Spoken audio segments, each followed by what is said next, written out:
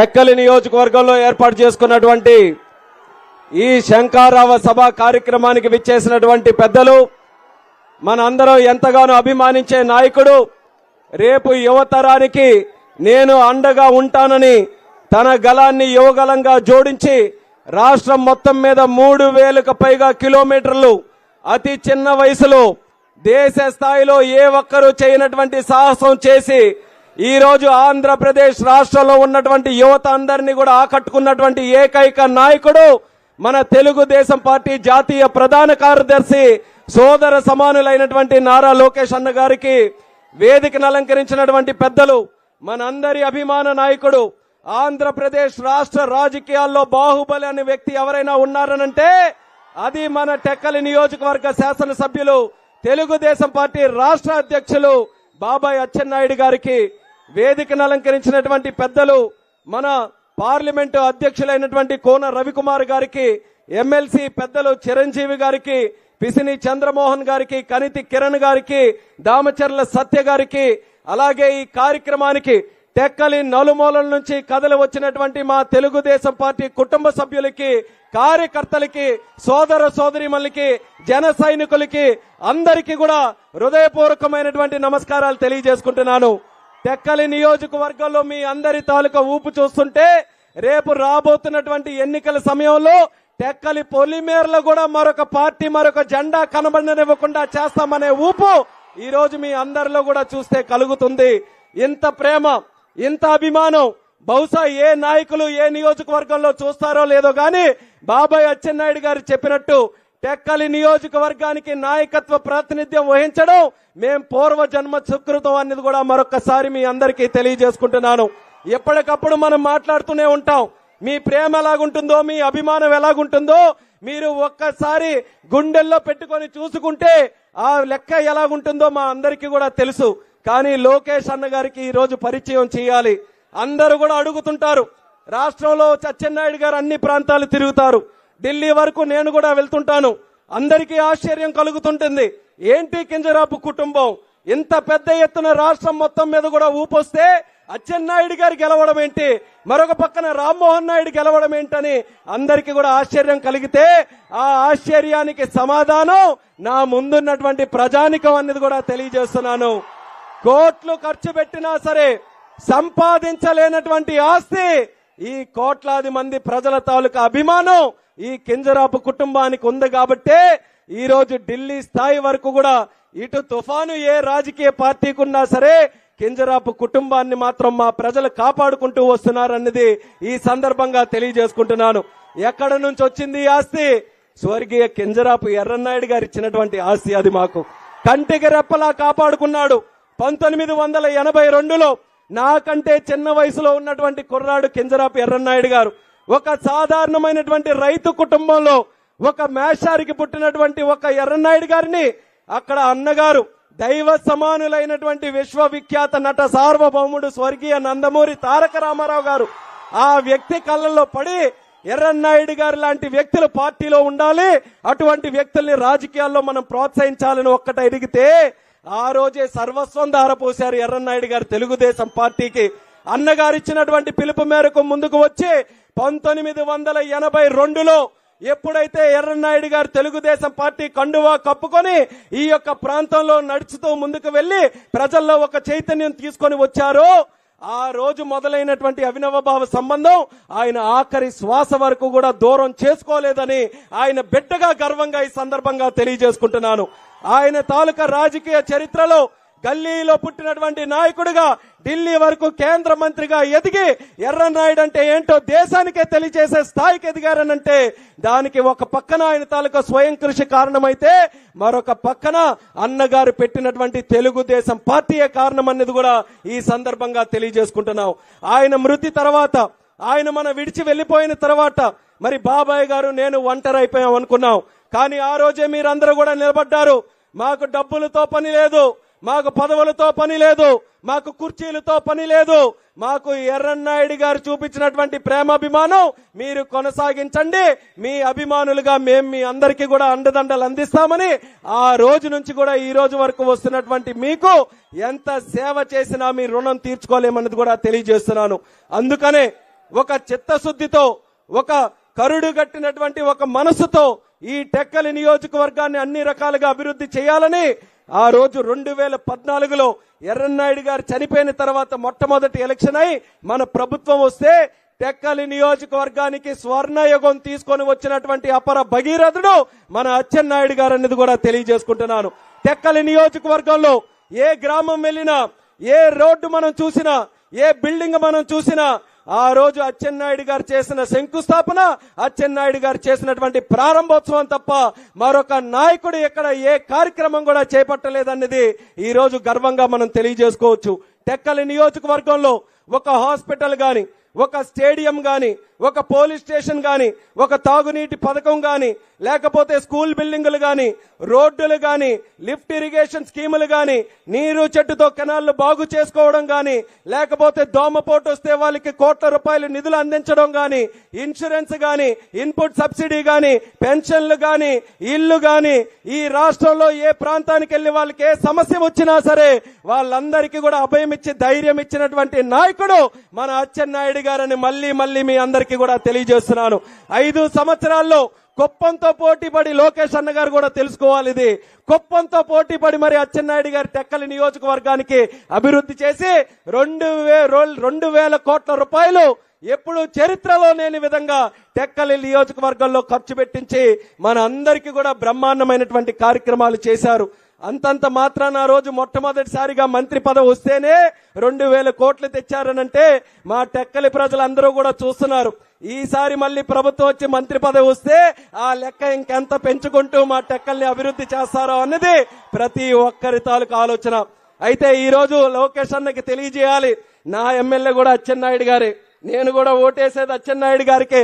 అందుకనే అచ్చెన్నాయుడు గారు ఏ కోరికలు ఉన్నాయో ఆ కోరికలు చెప్తూ నా కోరికగా, మా టెక్కలి ప్రజల కోరికగా మరొక కోరిక మీకు ఈ సందర్భంగా తెలియజేస్తాను.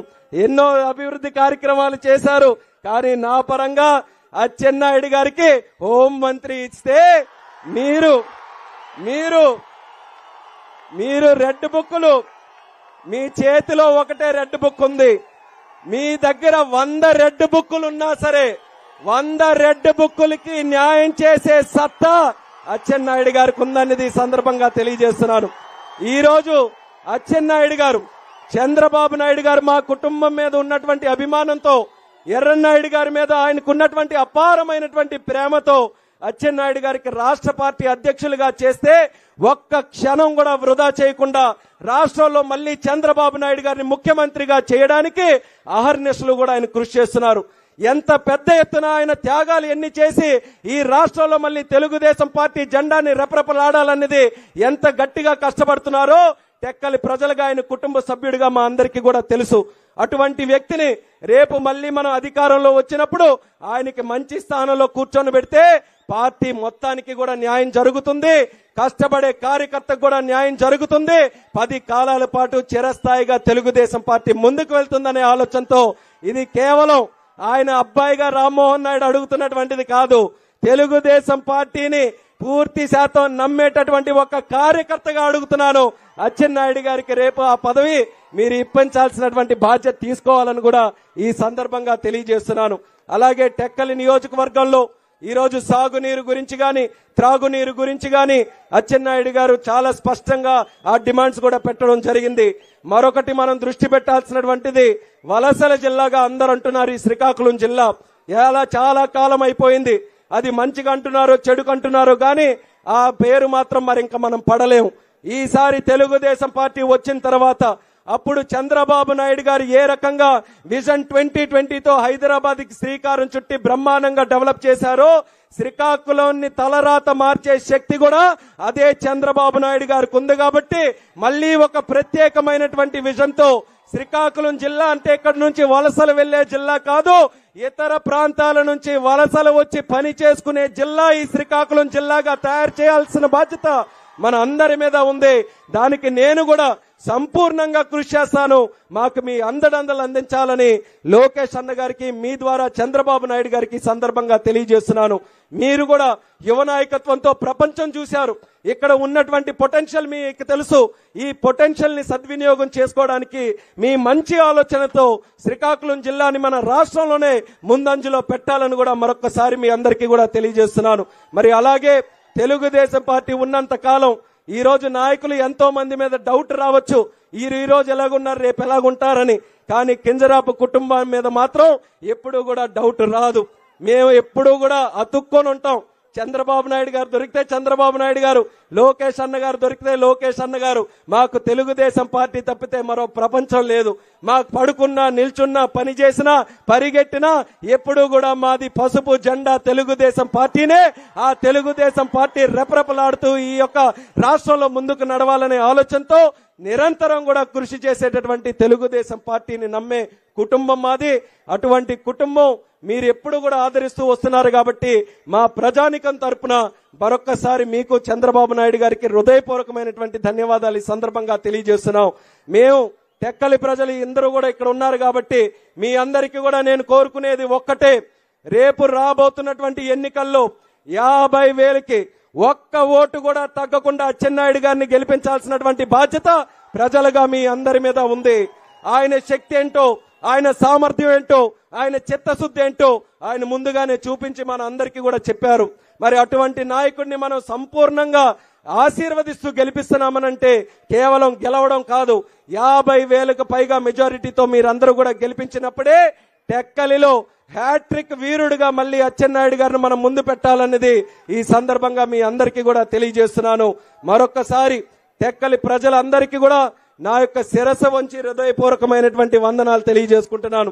మీరే మా ధైర్యం. నిన్ననే పార్లమెంటు తాలూకు ఆఖరి రోజు అయింది. పార్లమెంటులో కూడా ఈ రోజు ప్రత్యేకమైనటువంటి గౌరవం నేను సంపాదించుకున్నానంటే మీరందరూ కూడా చూపిస్తున్నటువంటి ప్రేమాభిమానం వల్లే అని తెలియజేసుకుంటున్నాను. రామ్మోహన్ నాయుడు ఎక్కడికి వెళ్ళినా సరే 10 మంది ఎంపీలు పలకరిస్తూ ఆఖరికి ప్రధానమంత్రి కూడా పిలిచి లంచ్ చేసేటటువంటి స్థాయిలో ఉన్నామనంటే ఇది అంతా కూడా ప్రజలు మీ అందరూ చూపించినటువంటి ధైర్యం వల్లే. ఎంతటి పెద్దవాళ్ళైనా సరే మనం వాళ్ళ దగ్గరికి వెళ్ళి గౌరవంగా మనం కూడా వాళ్ళతో కలిసి పనిచేయొచ్చనే ఆ అవకాశం మీ అందరి ద్వారా వచ్చింది. మీ గౌరవాన్ని ఎక్కడా కూడా వమ్ము చెయ్యం, మీ నమ్మకానికి ఎక్కడ కూడా దెబ్బతీయనివ్వకుండా శ్రీకాకుళం జిల్లా ముఖ్యంగా టెక్కలి నియోజకవర్గం అంటే మీ అందరికీ కూడా 2 రక్షణ కవచాల్లాగా ఒక పక్కన అచ్చెన్నాయుడు గారు, మరొక పక్కన నేను ఎల్లప్పుడూ కూడా మీకు అండగా ఉంటామని మళ్ళీ సందర్భంగా మీ అందరికీ కూడా తెలియజేసుకుంటున్నాను. ఎంతసేపు మాట్లాడాను, మన గురించే మాట్లాడుకున్నాం. ఎందుకని అవతల ఉన్న వాళ్ళు ఉన్నా లేనట్టుగానే ఉన్నారు కాబట్టి వాళ్ళ గురించి మాట్లాడుకోవాల్సిన అవసరం ఏమీ లేదు. ఎందుకనంటే కొంతమంది అనుకోవచ్చు, అయ్యో మాట్లాడలేదేంటే ఏమైనా భయపడ్డారని. భయపడతాం మనం? ఎవరైనా భయపడే పరిస్థితి ఉందా మనకి ఎవరికైనా? ఇంతవరకు అచ్చెన్నాయుడు గారి మీద ఎవరు నిల్చోవాలో కూడా తెలియనటువంటి పరిస్థితుల్లో వాళ్ళుంటే మనం ఎవరికి భయపడేదనేది కూడా మీ అందరికీ తెలియజేస్తున్నాను. అటువంటిది ఈ రోజు అచ్చెన్నాయుడు గారిని టార్గెట్ చేసి కూడా కొన్ని కార్యక్రమాలు చేశారు. అయినా లెక్కలేదు. వాళ్ళ వ్యూహాలు వాళ్ళకి ఎంత ఉన్నా సరే అచ్చెన్నాయుడు గారి తాలూకా వ్యూహం ముందు, ఆయన తాలూకా రాజకీయం ముందు, ఆయన తాలూకా ఎజెండా ముందు హనుమంతుడి మీద ముందు కుప్పిగంతులేసినట్టుగానే వాళ్ళందరివి ఉంటాయి తప్పితే ఈ రాజకీయ బాహుబలిని శాసించే వీరుడు మరొకడు లేడన్నది ఈ సందర్భంగా మీ అందరికీ కూడా తెలియజేస్తున్నాను. రాబోతున్నది మళ్ళీ తెలుగుదేశం పార్టీ జనసేన రోజులే. మళ్ళీ ఢిల్లీలో కూడా చక్రం తిప్పుతాం. మళ్ళీ మన రోజులు వస్తాయి. కార్యకర్త ధైర్యంగా ఇల్లు విడిచి బయటికి వెళ్ళినప్పుడు ఏ ఆఫీస్కి వెళ్లాలన్నా సరే తలెత్తుకొని తిరిగే రోజులు వస్తాయి. దానికి ముఖ్యమైనటువంటి కారణం మన లోకేష్ అన్న గారు అనేది కూడా తెలియజేస్తున్నాను. ఈ రోజు వీరుడులా బయటకు వచ్చాడు. 2019లో మంగళగిరిలో ఓడిపోతే అందరూ కూడా చాప్టర్ క్లోజ్ అని చెప్పితే నిలబడ్డాడు. ఎక్కడ పడ్డామనేది కాదు, ఎక్కడ లేచి నిలబడ్డాం, ఎంత ముందుకి నడుస్తున్నాం, ఎంత ధైర్యంగా పోరాటం చేస్తున్నామని యువగలం పాదయాత్రతో ఎన్ని రోజులు, సుమారు సంవత్సరం పాటు, అందులో మధ్యలో నారా చంద్రబాబు నాయుడు గారిని అరెస్ట్ చేస్తే ఒక పక్కన సొంత తండ్రి అరెస్ట్ అయ్యాడు, ఒక పక్కన ఆయన పనిచేస్తున్న పార్టీ నాయకుడు అరెస్ట్ అయ్యాడు, ఒక పక్కన ఇంత కోట్లాది మంది ప్రజలు అభిమానించే నాయకుడు అరెస్ట్ అయ్యాడు. అటువంటి సందర్భాల్లో కూడా పార్టీని భుజ స్కంధాల మీద వేసుకొని మరొక పక్కన కేసుల కోసం పోరాడి పార్టీని మళ్లీ ముందుకు నడిపిస్తూ యువ గలాన్ని మరింత జోష్గా ముందుకు నడిపిస్తూ ఈ రోజు లోకేష్ అన్ననంటే ప్రతి ఒక్కరి స్థానంలో ఒక మంచి స్థానంలో ఈ రోజు నిలబడే పరిస్థితిలో ఉన్నారనంటే అది ఆయన కష్టం వల్ల, ఆయన స్వయం కృషి వల్ల, ఆయన నిబద్ధత వల్ల. అటువంటి యువ నాయకుడు కూడా ఈ రోజు మనందరికీ కూడా దక్కడం కార్యకర్తలు చేసుకున్నటువంటి అదృష్టం అనేది కూడా తెలియజేస్తున్నాను. ఆయన ఆలోచన ఒక్కటే, రాష్ట్రం ఎంత డెవలప్ చేయాలో ఎప్పటి నుంచో మనం డెవలప్ చేస్తూ వస్తున్నాం. కానీ కార్యకర్తలు డెవలప్ అవ్వాలి. కార్యకర్తలు డెవలప్ అవ్వాలనంటే ప్రత్యేకమైనటువంటి దృష్టి పెట్టాలి. ఆ దృష్టి సంపూర్ణంగా లోకేష్ అన్న గారు పెడతారని ఆయనతో దగ్గరగా ఉండే వ్యక్తిగా నేను చెప్తున్నాను. ఎప్పుడూ కూడా తెలుగుదేశం పార్టీ కోసం కష్టపడినటువంటి వ్యక్తి ఎవరైతే ఉన్నారో వాళ్ళే ముందంజలో ఉండాలని ఆర్నిస్టులు కూడా నమ్మి ఆ నమ్మిన ప్రకారంగా పనిచేసే వ్యక్తే మన లోకేష్ అన్న గారు. అటువంటి వ్యక్తిని మనం సంపూర్ణంగా ఆశీర్వదించి ఆయనకి ఎల్లప్పుడూ కూడా మన ప్రాంతం తరపున మద్దతు ఎప్పుడు కూడా ఉండాలని మరొకసారి ఈ సందర్భంగా తెలియజేసుకుంటూ, మరొక ముఖ్య విషయం, జనసేన కార్యకర్తలు కూడా ఎవరైతే ఉన్నారో వాళ్ళందరికీ కూడా నా హృదయపూర్వక అభినందనలు తెలియజేసుకుంటున్నాను. ఇద్దరం కూడా కలిసికట్టుగా పోరాటం చేస్తున్నామనంటే మన కోసమే కాదు, రాష్ట్రం కోసం. పెద్ద నాయకులు చంద్రబాబు నాయుడు గారు, పవన్ కళ్యాణ్ గారు వాళ్ళిద్దరూ కూడా కలిసికట్టుగా ఈ రాక్షసుని తరిమి కొట్టాలి, ఈ అవినీతి పార్టీని అంతం చేయాలి, వైఎస్ఆర్ కాంగ్రెస్ పార్టీని బంగాళాఖాతంలో కలిపివేయాలన్న ఆలోచనతో వాళ్ళిద్దరూ కూడా కలిసికట్టుగా ఒక మంచి నాయకత్వంతో కూటమిని ఏర్పాటు చేశారు. ఆ కూటమిని మనం క్షేత్రస్థాయిలో ఎక్కడ విభేదాలు లేకుండా, భేషజాలు లేకుండా మనకి మనమే పెద్ద మనసు చేసుకొని అన్ని రకాలుగా కలిసికట్టుగా వెళ్ళడానికి మనకు మనం ముందంజలో ఉండాలనేది రెండు పార్టీల కార్యకర్తలు కూడా ఈ సందర్భంగా పిలుపునిస్తున్నాను.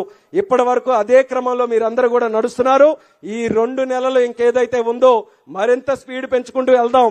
అందరికీ కూడా ఒక్కొక్కరికి మైండ్ బ్లాక్ అవ్వాలి. సైకిల్ ఏంటి రాకెట్ స్పీడ్ లో కూడా నడుస్తుందా అన్న సర్ప్రైజ్ వాళ్ళందరికీ కూడా కలగాలి. ఫ్యాన్ రెక్కలు విరిగిపోవాలి.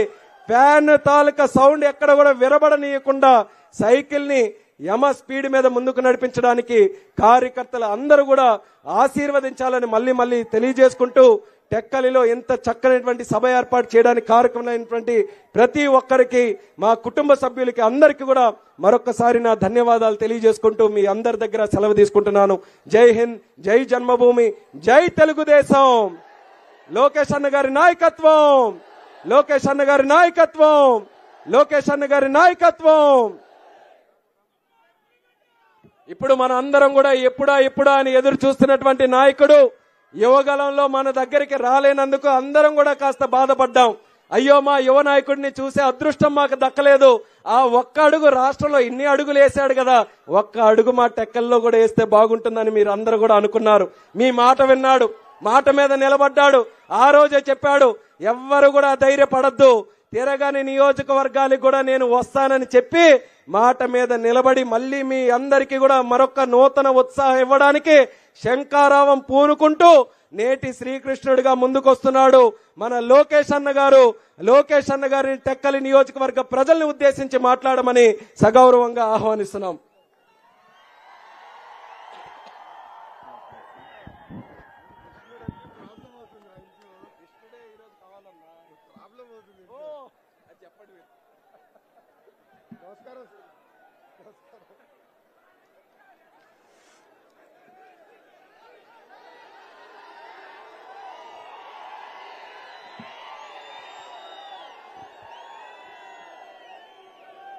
వేదిక పైన ఉన్న పెద్దలందరికీ పేరు పేరున నా హృదయపూర్వక నమస్కారాలు. ఇప్పుడే రాము అంటున్నాడు శ్రీకృష్ణుడు అని. చెప్పా ఇంట్లో గొడవ పెడతా స్వామి నువ్వు అని. నేను ఎప్పుడు ఊహించిన విధంగా నాకు ఇంత ఘన స్వాగతం పలికిన తెలుగుదేశం జనసేన పార్టీ కార్యకర్తలందరికీ పేరు పేరున నా హృదయపూర్వక నమస్కారాలు. గత 4 సంవత్సరాలు 10 నెలలుగా ఎత్తిన పసుపు జెండా దించకుండా, మడిమ తిప్పకుండా తెలుగుదేశం పార్టీకి కాపలా కాసిన మా పసుపు సైన్యానికి పేరు పేరున నా హృదయపూర్వక నమస్కారాలు. ఉత్తరాంధ్ర అమ్మ లాంటిది. అమ్మ ప్రేమకి కండిషన్ ఉండదు. ఉత్తరాంధ్ర ప్రజల ప్రేమకు కూడా కండిషన్ ఉండదు. చంద్రబాబు నాయుడు గారు ముఖ్యమంత్రిగా ఉన్నప్పుడు ఉత్తరాంధ్రాన్ని జాబ్ క్యాపిటల్ ఆఫ్ ఇండియాగా తీర్చిదిద్దితే ఈ జగన్ ముఖ్యమంత్రి అయిన తర్వాత ఉత్తరాంధ్రాన్ని గంజాయి క్యాపిటల్ ఆఫ్ ఇండియాగా తీర్చిదిద్దాడు. ఉత్తరాంధ్ర ఊపే వేరు, పోరాటానికి పౌరుషానికి మారు పేరు శ్రీకాకుళం జిల్లా. గరిమెల్ల సత్యనారాయణ గారు, సర్దార్ గౌతు లచ్చన్న గారు, ఎర్రం నాయుడు గారు జన్మించిన నేల ఈ శ్రీకాకుళం నేల.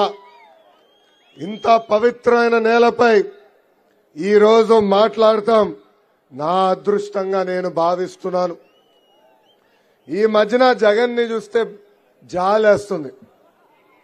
పద్దాక నేను సిద్ధం అంటాడు. జైలుకి వెళ్ళేదానికి సిద్ధమా?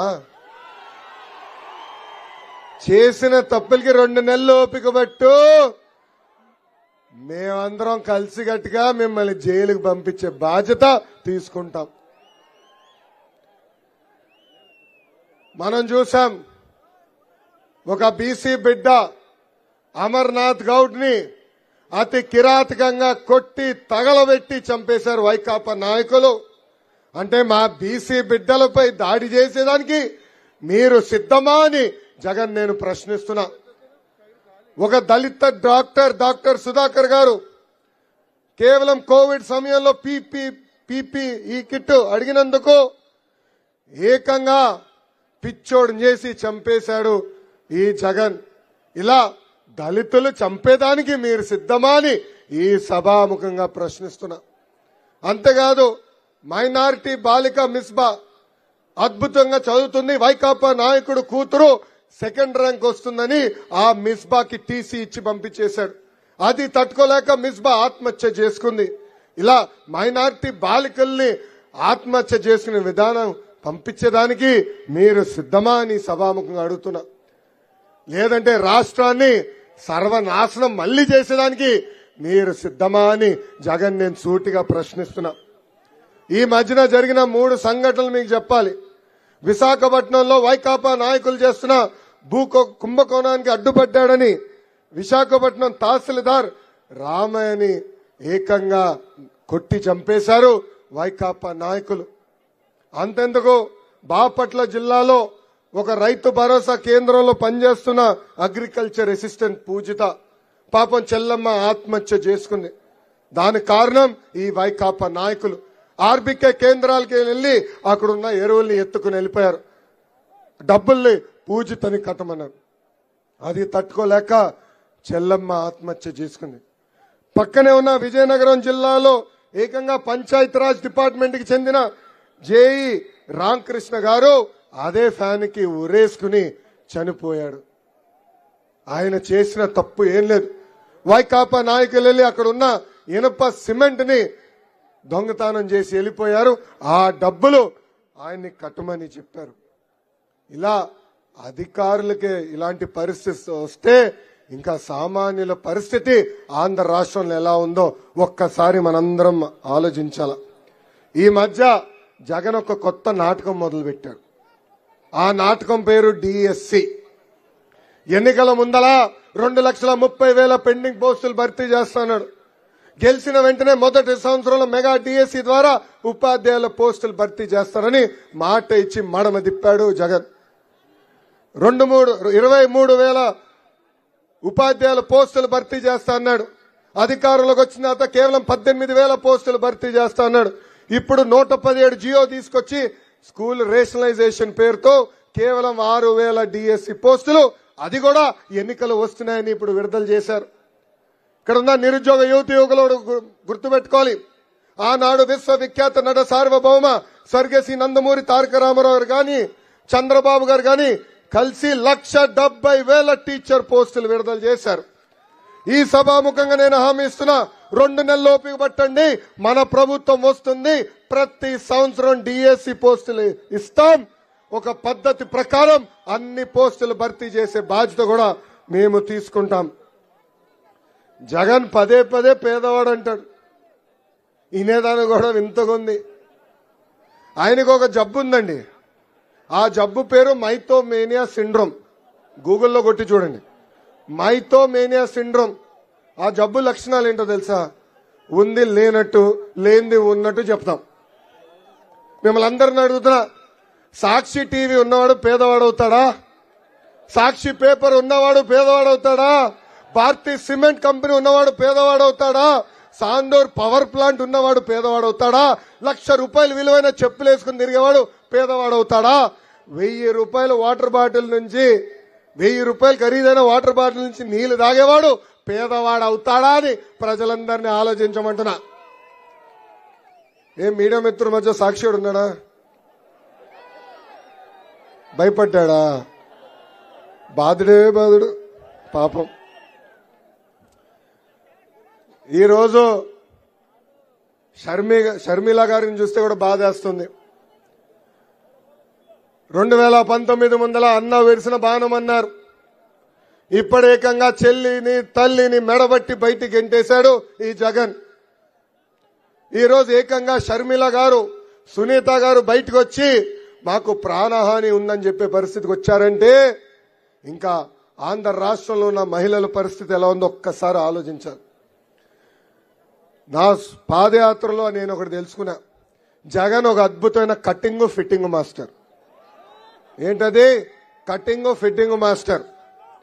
ఆయనకి 2 బటన్లు ఉన్నాయండి.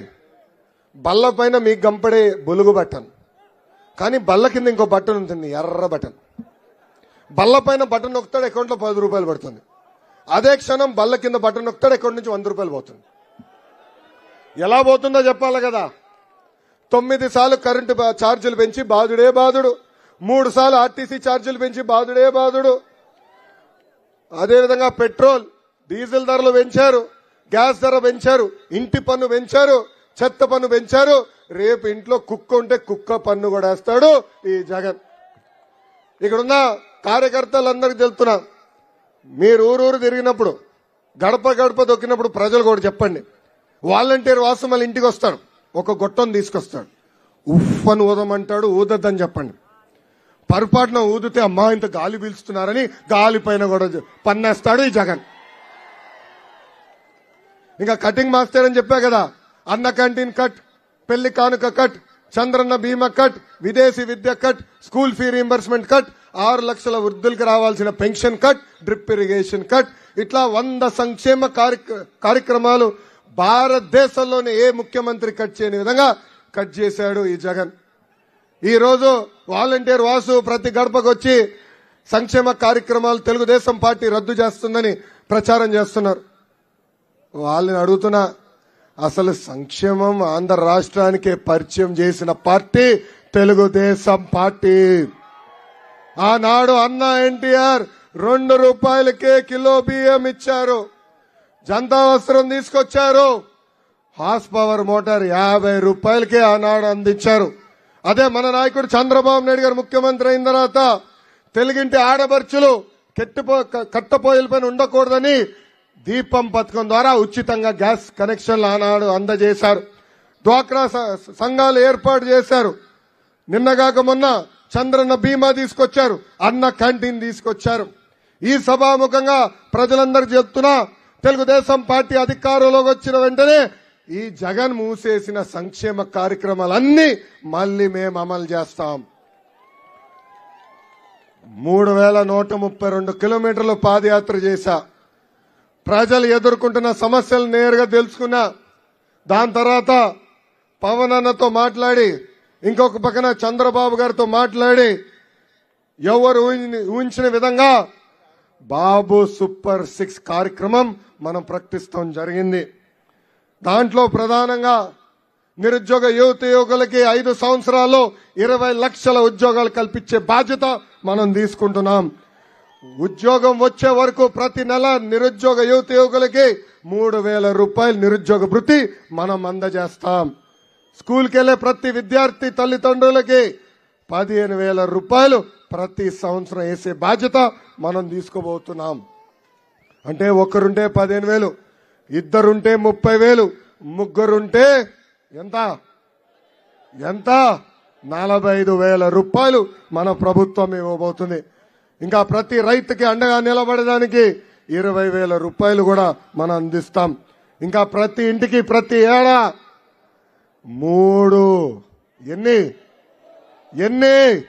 3 గ్యాస్ సిలిండర్లు ఉచితంగా మనం ఇవ్వబోతున్నాం. ఇంకా 18 సంవత్సరాల నుంచి 59 సంవత్సరాలు వయసు కలిగిన మహిళలకి ప్రతి నెల 1,500 రూపాయలు మన ప్రభుత్వం ఇవ్వబోతుంది. అంటే